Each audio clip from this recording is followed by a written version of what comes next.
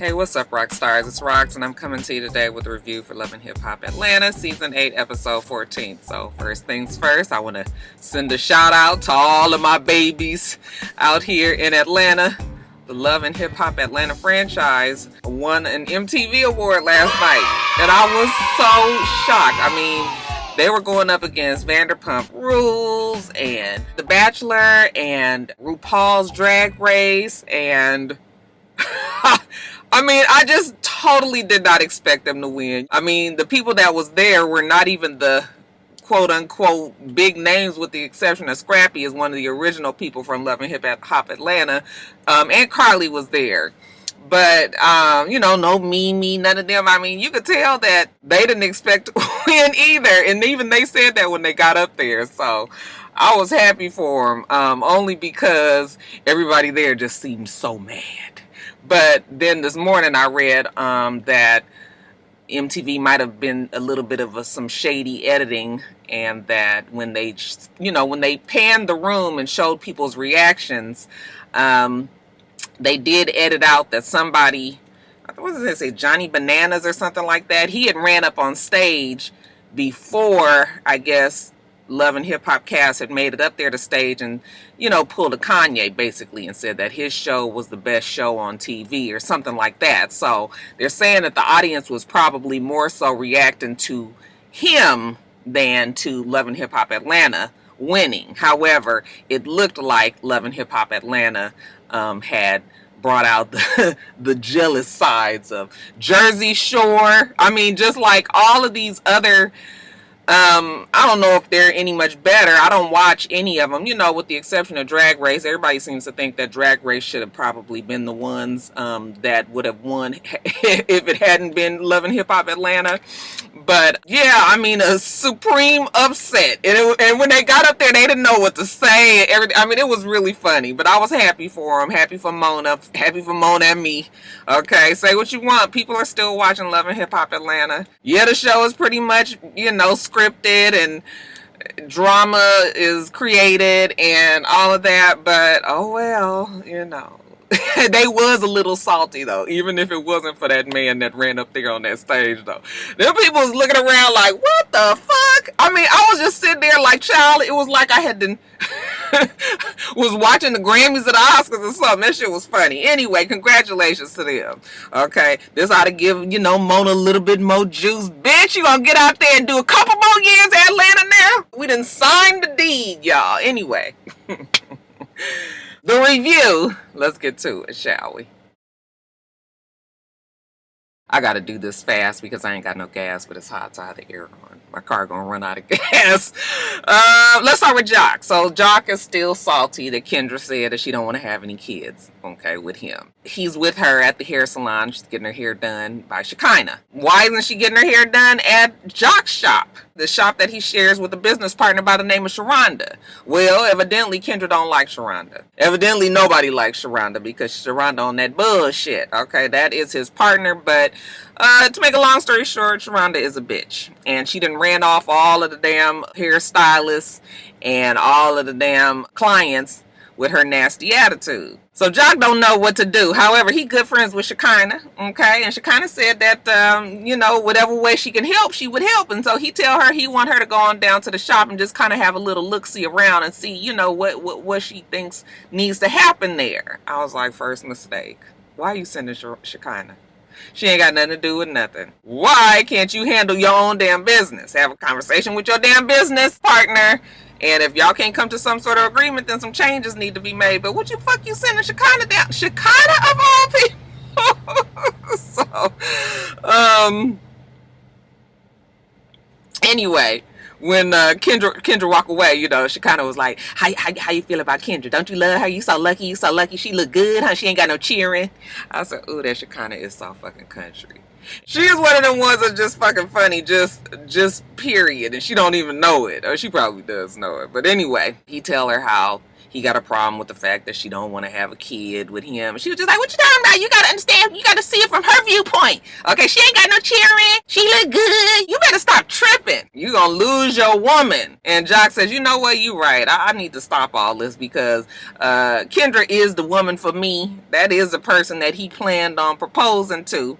Okay, but he got to get all this other shit straight at his salon with Sharonda. And we get a little taste of Sharonda when Jock makes a trip down to the shop. He says the foundation is crumbling. All right, all because of Sharonda. He walks in, there's the old toxic manager standing over there doing hair.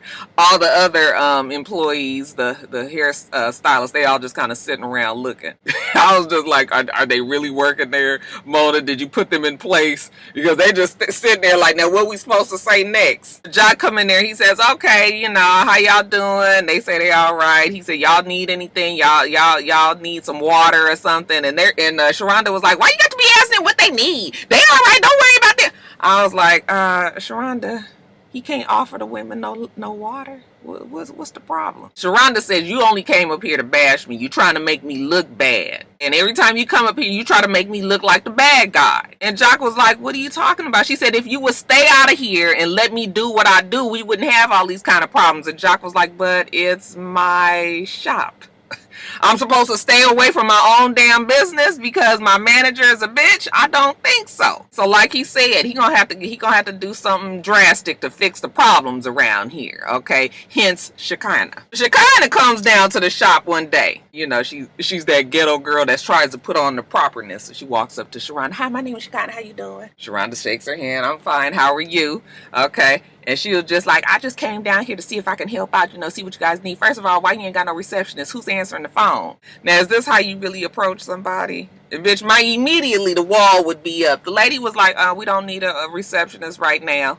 Okay, she was like, what you talking about? You don't need no receptionist. You do need a receptionist. You need somebody to answer calls. She said, okay, well, since you so concerned, you can sit behind the desk and you answer the damn calls.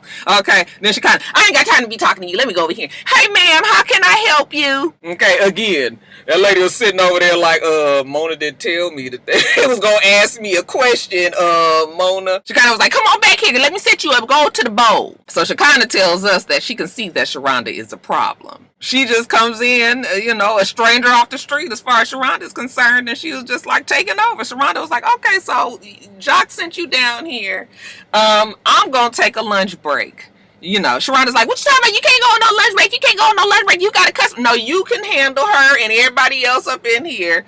Now, you know this ain't never going to happen because, damn it, I don't want nobody doing my hair that I don't have any experience with. I'll be damned if my fucking hairstylist going to walk off and tell somebody else to handle the rest of my, excuse me? The fuck? I don't know, Shekinah. Okay, she on TV and everything, but no. So anyway, Sharonda leave out. Let Shekinah handle it. So Shekinah was just like, I don't know what the problem is here and why Sharonda acted like that, because it's clear that they need help around here. Okay, first of all, it looked like they had a good 5 stylists. What the hell everybody else just sitting around for? Is that because she done ran off the customers? Maybe.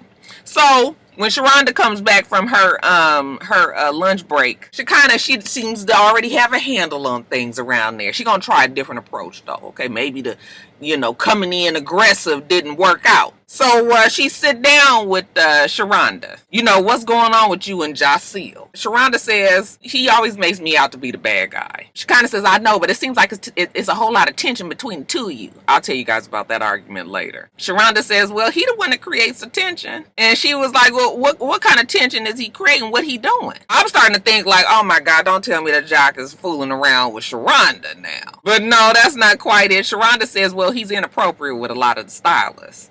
And then he get them thinking like, because he fucking around with them, they ain't got to listen to shit I say because now they fucking the boss. All right. That's not exactly what she said, but that's what she should have just said. And she kind of was just like, oh, so Jock is trying to make it seem like she the problem, but you really the one that's messing around with these girls. Okay. She kind of said she gonna have a talk with Jock later. Now, DLO and Rasheeda and Mimi and Bambi and Scrappy and Stevie J. They at the fun zone, I think. They all sitting around and talking. Now, Rasheeda tells us that she and DLO are still having issues, but I decided to put that on the back burner until I figure out what to do about that. Bitch is tired of having to go back and forth with D-Lo stupid ass. So moving it on along, okay? They get to talking about Trinidad, you know, recapping all the fool of fucking niggotry that went down there, mainly because of poo. What about the shitty sheets? What about the diapers? What about the pole licking? Yeah, it was all of that and more. Rasheeda said that before the show started that Spice gave, you know, she went and talked to Spice backstage. She talked to her about that whole skin bleach, and they was like, well, did she do it? And now you know good damn well she ain't. You just saw her. No, the fuck she didn't do it. She never had any intentions of doing it. I don't know why they keep on just carrying that story longer and longer. We got the message. We got it. Mimi asked Rasheeda, so are you ever going to talk to the girl? Okay, and the girl would be D-Lo's side hoe that he got pregnant. And Rasheeda was just like, well, I just have a problem with her being all on social media, attacking me, saying that I was talking about her parenting skills and all of this and all of that. Okay, and we are talking about when Jasmine reacted to the episode when, you know, Rasheeda was like, he's still in the, you know, diapers. Like, oh, we got to do something about that. And made it seem like it was such an impossible thought that a 2-year-old would not necessarily be potty trained. Rasheeda just don't, you know, she just has issue with Jasmine. All right, and she might be just deflecting because you got an issue because your damn husband got her pregnant. That's what the bottom line is. Now, D-Lo with his stupid ass, he gonna say, you know, it's a double-edged sword because I'm not trying to lie to Rasheeda and keep secrets. It's just I haven't told her yet. Nigga, that is the same as keeping a secret. When the fuck was you gonna tell her? He's so stupid. And the whole time that Mimi and Rasheeda sitting there talking, you know, D-Lo just sitting there again, just, well, you know, just with the fucking stupid face. So Scrappy was just like, if I was you, I wouldn't even talk to her because, you know, it is what it is. You already said. And Stevie J, you know, this will let you know that Stevie J has common sense. He knows what he should do. Is just will he do it is the question. But Stevie J was like, no. That's not the way to handle it. You know, they got a kid together. It's definitely going to have to talk. Then you ain't able to overcome things if you don't talk. Okay, oh Lord, why he say that? You know, Mimi says, well, what about when you and I have to talk? Because they have been through some ups and they have been through quite a few downs. Okay, Mimi tells us, our communication has gotten better because Faith acts as a mediator, but if it was just left to me and CVJ, it would be all thrown to hell in gasoline draws. But whatever. As far as Rasheeda is concerned, she's not sure how she gonna handle this. But she gonna think about it. That's the best that she can give them right now. Why are you discussing it with them anyway? Now, it seems that D-Lo is having a men's event, okay? Just something for the men to get together, you know, and bond, okay? Commiserate about their women problems, okay? All in the sense of getting out there in nature and enjoying the air and the woods and everything. So they go to this place down in Dunwoody called the my braces. The Tree Top Quest, okay? And they got, you know, zip lines and tight ropes and, you know, rock climbing, tree shit, you know, all kind of stuff around for them. And so we got D-Lo there, Jock, Stevie J. No, I don't think it was D-Lo's event. I think it was Stevie J's event. Scrappy supposed to be on his way. But we got Shownuff there, okay? I said, oh, Shownuff took a break from fucking everybody to come on down there and have himself a good old time. Even they was teasing him about it. Like, oh, Shownuff, you know, you got all of the women. Moniece, Tommy, you know, we saw you on video kissing Tommy, and Carly too, okay? You even had your little time with Carly, and you know, Shownuff is, you know, ain't none of that serious. All right, nothing was going on with him and Tommy, you know, y'all ain't gotta worry about that. It's just, you know, that's just Shownuff. He just irresistible. Even got Sierra acting a fool, going off on Stevie J. Yeah, that ain't nothing either. You know, he just met her and everything. She cool, but that ain't nothing serious. Shownuff likes to keep his options open. Well, what about Carly being engaged? And they was all like, engaged? Where y'all been? Y'all didn't know that Carly was engaged to Double A Mo? Wasn't y'all the same group that was with Double A Mo when y'all was working out together, and now all of a sudden y'all shocked that she's... Mona, I'm gonna need somebody to keep the timeline straight on these scripts. Anyway, let's get to the fun. We see him on the zip lines, and we see him on the tightrope. And while they're there, though, Shekinah calls, and she fussing. She going off on Jock. All you hear is just cussing him out. And he was like, wait a minute, hold on. The reason why I sent you there is because I knew you were strong enough to handle it. No, the reason why you sent her there is because you don't know shit about business, and you know you should handle these things your fucking self, not sending some damn stranger to talk to your business partner. But he tells her, I just need you to handle Sharonda. Can you do that? Okay. Well, she kind of never wanted to turn down from a challenge. She says, okay, I can do that. And that was probably when she changed her approach to Sharonda earlier. But when he hangs up from Shekinah, he calls Sharonda, and Sharonda goes off on him. Nigga, what the fuck is wrong with you sending somebody down here to talk to me? I'm your business partner. What it look like me supposed to be talking to somebody else about our damn business? Don't send that shit my way. And Jock is all just like, oh, just for Jock. He just don't know how to handle women, I suppose. And Stevie J was like, boy, this show sound passionate there. You sure you ain't hit that? And Jock never really denied that he did, but I'm just like, I really am hoping that he didn't. Sharonda told us, like I said earlier, that he fucking around with some of his hairstylists in there. Okay. Of course, Jock not gonna tell Stevie J that. Or I guess he would. Okay, that is his boy. They do share that kind of shit. But no, he says that's just little issues that he got with them women down there at the salon. And sure enough, was like, well, what you gonna see? You gonna be arguing back and forth with Shekinah and Sharonda and all them down there? Or we gonna, get to this grown man shit that we out here to do? Okay, let's get to the grown man shit. Okay, Jock says Shekinah gonna handle it. Later on, they take a little break, DLO. Taking selfies to send to Rasheeda. Don't nobody want to see your old black ass.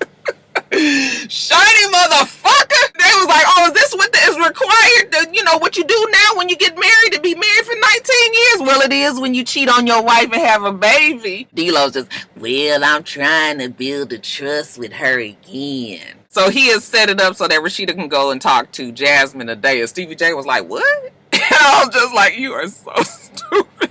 D-Lo was just like, well, you told me to let him go. And he said, I told you guys all to talk. Ain't nobody said for you to send your woman over there to talk to your side chick. Nigga, what is wrong with you? Do you know what kind of shit they could be talking about you, plotting and scheming? Okay, you needed to be there to mediate that. I would think so. That's the whole problem. See, D-Lo don't want to face what he's done. But listen, it is what it is. You have done what you've done. You got a fucking child. Handle your damn business. Stop making Rasheeda talk for you and Jasmine talk for you. Go over there and sit down with Jasmine and set up what is going to happen here. He is so stupid, you guys. He really is stupid. And I'm telling you, when I was at the reunion, he just sat there the whole time like this. Rasheeda and Jasmine went back and forth the whole time. It's just like he just refuses to own up to his part of it. And instead, now he's so fucking scared that he look like he lying all the goddamn time because he don't know what else to do. He's stupid. He's stupid. He's just stupid. He's stupid. He's stupid. He's dumb. He's stupid. He's stupid, y'all. He's stupid. He is stupid. He's stupid. He's stupid. So let's just jump over to Rasheeda over there talking to Jasmine. Okay, Rasheeda is, I wasn't sure where they were. Her and her daughter-in-law. Okay, they were at somewhere. What's with her store, her new bar or something? Anyway, Jasmine comes down there. And Rasheeda gonna tell us, I need to talk to her so I can explain to her how communication should be. She low-key shady. You don't need to explain shit to me. All right, you just need to talk to me. That's it. I got a grasp on the understandings. Thank you. So Rasheeda want to know what the problem is. Okay, how do we stop these social media beefs? Jasmine was like, well, I just had a problem because I heard it through the grapevine. She saw it on TV that Rasheeda was complaining about the fact that the baby still had on pull-ups. And Rasheeda was just like, oh, that was just me talking. I just basically was just like, oh, he still got on pull-ups. Like, we got to work on that. That's not how you said it. That was not the tone that you used. And it was implied that it made no sense to you because you even went on and it's like, oh, my son didn't have pull-ups on at such and such an age and stuff like that. So it was just like, that's not how you used it, but okay. You trying to come to some sort of agreement with this girl here, so oh, whatever. So Jasmine says, well, if that's how you said it, I'm sorry. You know, she even though you saw with your own damn two eyes, you just trying to smooth the waters over. I get it. Rasheeda says, well, you got some growing up on your end to do. And I was like, on both ends, Rasheeda. On both ends. Because you are not really being the mature woman that you should be in this situation either. Granted, like Rasheeda said, it is weird. This is not a normal situation that a wife has to be talking to her current husband's side chick who had a baby. All right, so we all got to get a new normal around here. Jasmine says, well, I kind of feel like DLO uses you as the villain, okay? Everything is Rasheeda said this and Rasheeda thinks that. And Rasheeda was just like, oh, really? Well, now she knows that she got to talk to DLO about that. But, you know, Rasheeda was just like, well, just continue to go through whatever the daughter's name is. You know, go through her to communicate until we figure out something else. See, now how fucking grown up is that? What you should have said is, let's all be on a group text. Let's all communicate what is going to happen with the child. I would like to be able to see your conversation between you and DLO so that I don't never have to wonder what the hell the conversation is. How hard is that? Now I know you don't want to have shit to do with Jasmine, but the bottom line is there is a baby there. And you so pressed about what DLO doing, then you need to be involved. Not going through a daughter who already fucking said she don't want to be involved anymore. So I'm just like, oh God. How many times can we discuss this, you guys? I'm so sick of them. Now we see Carly. She's sitting down with Mimi and Sierra and she's studying. What is she studying for, you guys? Some sex test or something, you know? They talking about G-spots and kegels and all this. I couldn't understand what it was for. But this is their first time sitting down together since they got back from Trinidad. You guys know Mona didn't have enough in the budget to send Sierra. So what really happened? Because Sierra heard that Pooh was there. We get to Trinidad. Pooh only told me that she wanted to apologize. When we all got together, here she comes with the shitty sheets and the diapers and everything. Carly was like, what kind of person that has any sense would hold on to some shitty sheets? Okay, I didn't know that. Is that your shit? So Sierra was just like, I keep telling you guys about that psycho ass bitch. Carly was just like, well, I got an answer to all of that because I want to take a lie detector test. And Mimi was just like, that's exactly what I was about to say. Did you guys forget that you already said that in Trinidad? Did you guys not think that that scene was going to make it to the damn print? So now you guys are saying the same shit over and over. So anyway, they're going to take this lie detector test. Something tells me it's going to probably happen at the reunion. But enough about Carly and Pooh. Sierra tells them that, you know, she ain't got time for the drama. That shit that Pooh pulled with BK in Cancun. She done with him. She ain't fucking with him no more. Mimi sees BK's dog walking around. You know, Sierra, that's my dog now. You know, he gonna have to take me to court if he want the dog back. And now is Mimi's chance to have a little bit of a story at the end of the season herself. She says, now that Ty is back from Israel, it's a lot going on. Okay, evidently Ty is back. It's hard for her to get acclimated, I suppose, back to Mimi and back to Atlanta. And she's quiet and distant. There, girl, ain't fucking nothing wrong with you and that girl. Quit trying to create some shit. Where's she at? Bring her in here so we can talk to her and see what the fucking problem is. Mimi just be lying. Girl, ain't nothing wrong with y'all. She tells them that Stevie J is in town. Okay, because he's having some sort of men's event, you know, as they speak. Sierra was just like, yeah, you know, I've been...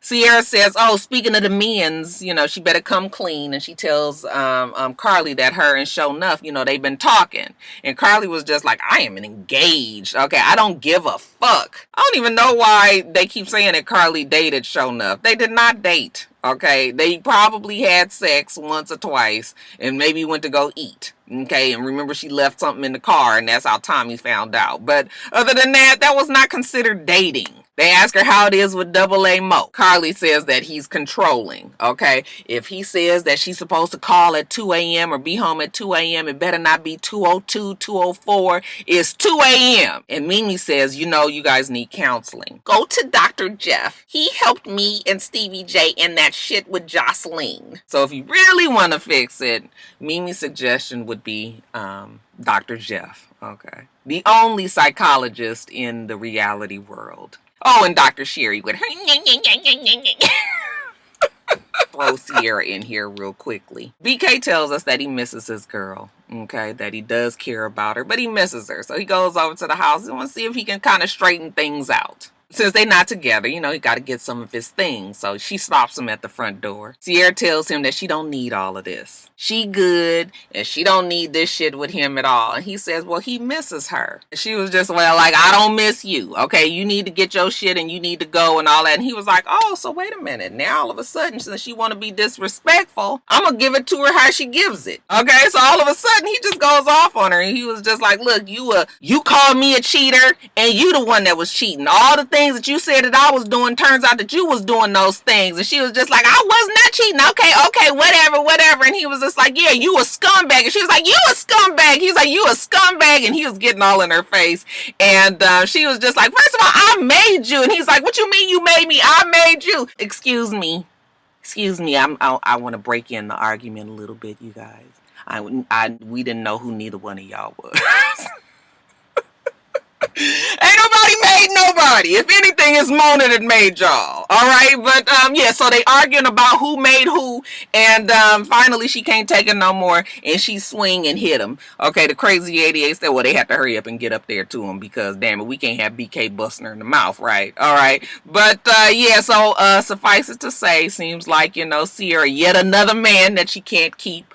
We'll see how long it lasts with her and old Show Enough. So back to Carly. We see Carly, she's at the house one night. She's so stressed out. She's so worried, she can't take it no more. So she gets her phone and she calls old Dr. Jeff. So her and Double A Mo, they meet with Dr. Jeff. They sit down, right? And she says that they need to address the elephant that's in the room. Well, Dr. Jeff is there. What is the problem?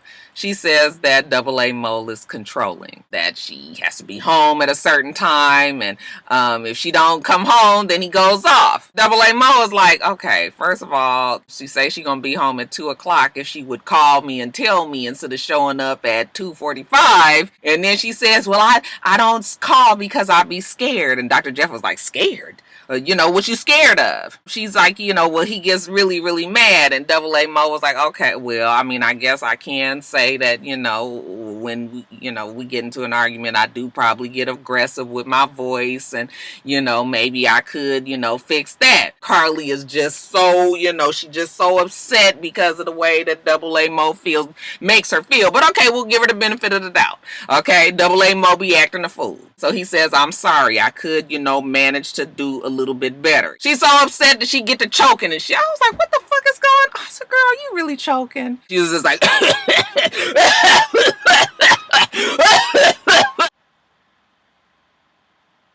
I was just like,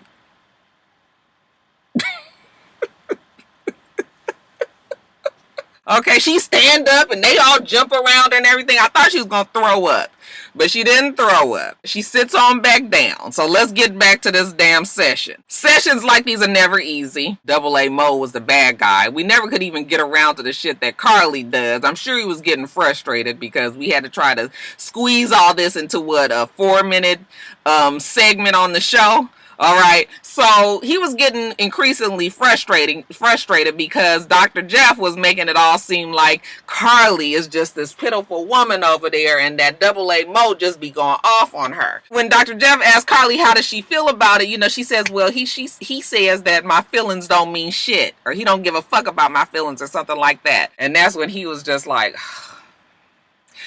we're arguing. You're taking our argument out of context, but okay. Dr. Jeff is like, is that what you said? And Double A Mo was like, I can already see how this is going to be. And you know what? I ain't got nothing else to say. Let me get up and go. Oh, Dr. Jeff, no. Don't you leave. He takes off his ring. He hands it to Dr. Jeff like, I'm done. I'm done. Okay. So when he walks out, you know, and Carly is sitting over there, Dr. Jeff says, you know, you saw he took off his ring. The ring means more than just love. It also means commitment. And the fact that you left your ring on and he took his off, that means to me that you love yourself and that you need to continue to love yourself and basically later for that nigga. He tells her that don't get caught up in the fairy tale and walk away if she has to. Alright, you guys, let me get off of here. Make sure that you rate, comment, and subscribe to the channel. I'm itsrox. The channel is for itsrox. Everything else I do will be in the bottom bar. Alright. So I hope that you have a wonderful, wonderful rest of your day, and I plan on doing the same. Until next time, rock stars. Bye.